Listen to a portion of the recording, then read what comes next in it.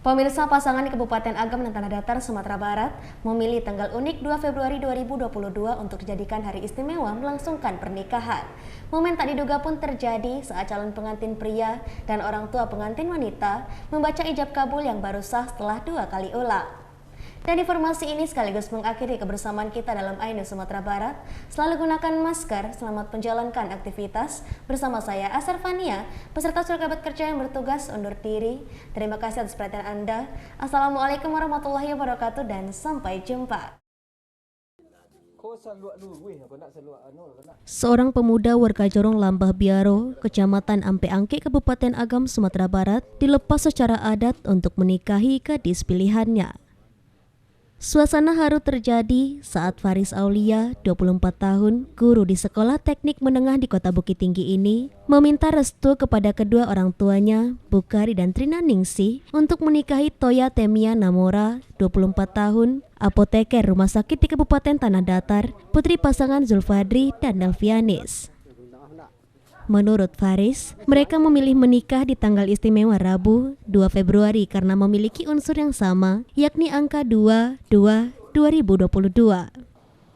Menurut Faris, awalnya ia dan Temia ingin menikah di tanggal 22 Februari, namun tidak jadi karena dianggap sebagai waktu bulan turun.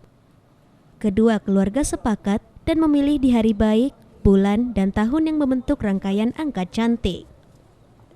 Momen tak diduga pun terjadi saat pembacaan ijab kabul di Masjid Raya Tanjung Jalan Raya Sungayang Lintau, Kabupaten Tanah Datar.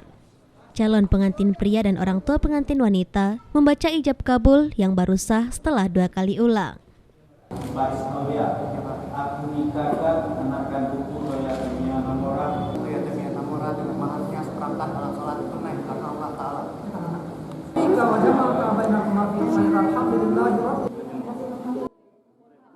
Faris dan Toya mengaku semua serba dua karena menikah itu berdua dan bukan sendirian. Usai ijab kabul, keduanya beserta keluarga kembali ke rumah masing-masing untuk pemberian gelar oleh nenek mama pada Faris yang kini bergelar Mantari Ame. Rangkaian pernikahan di kedua daerah ini biasanya ditutup dengan berdoa bersama di rumah masing-masing keesokan harinya. Dari Agam dan Tanah Datar, Sumatera Barat, Wahyu Sikumbang, iNews melaporkan.